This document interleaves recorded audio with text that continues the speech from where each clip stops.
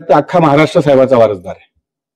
अख्खा महाराष्ट्र साहेबाचा वारसदार आहेत असं मला म्हणायचं. त्याबद्दल वारसदार तर पंकजा मुंडे ह्याच आहेत, सन्माननीय मंत्री पंकजा मुंडे ह्या खऱ्या वारसदार. नाही, ताई एकदम खरं बोलल्या ताई. म्हणजे खोतकर साहेब किंवा राठोड साहेब एवढेच नाही तर साहेबांचं खरं 29,86,00,000 रुपये 47,000 हे एकूण शेतकऱ्याच्या अकाउंटमध्ये जवळजवळ 80% गेलेले आहेत. जी भाजप असेल, भाजपचा सहयोगी मी आहे, सदस्य आहे, आणि आमच्या सोबत शिवसेना आहे आणि राष्ट्रवादी अजितदादा गट आहे. असे एकंदरीत आम्ही सोबत आहोत. तर आता आमचा विचार चालू आहे आणि जर आमची युती होईल असं वाटतं. जर युती नाही झाली तर त्यावेळेस आम्ही पूर्ण कार्यकर्त्यांना बोलवून कार्यकर्त्याला विश्वासात घेऊन पुढची रणनीती आखली जाईल. गंगाखेड मतदारसंघामध्ये आपण आलेलो आहोत. आमदार रत्नाकरजी गुटे साहेब यांच्या समोर आपण आहोत.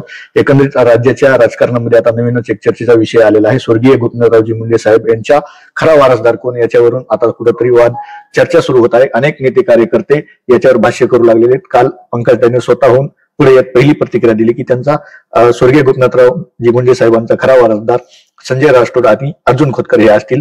याबाबत आपलं काही प्रतिक्रिया असणार आहे? नाही, ताई एकदम खरं बोलल्या ताई.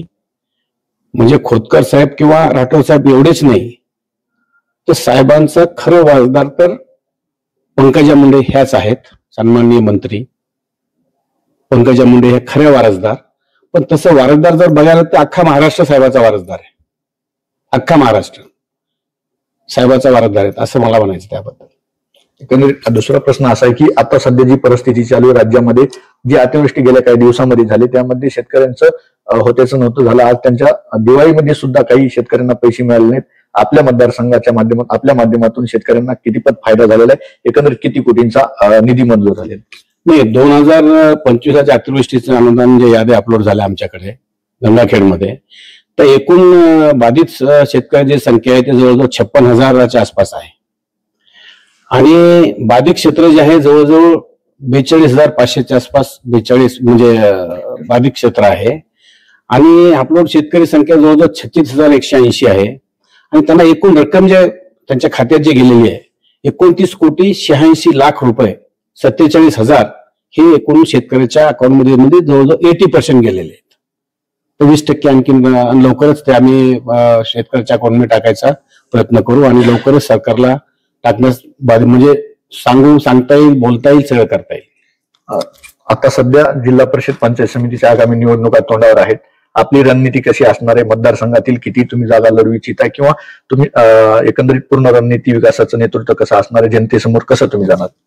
नाही, पंचायत समिती जिल्हा परिषदच्या निवडणुका आहेत तर मी युतीमध्ये आहे आणि आमची भाजप असेल, भाजपचा सहयोगी मी आहे, सदस्य आहे, आणि आमच्या सोबत शिवसेना आहे आणि राष्ट्रवादी अजितदादा गट आहे. असे एकंदरीत आम्ही सोबत आहोत.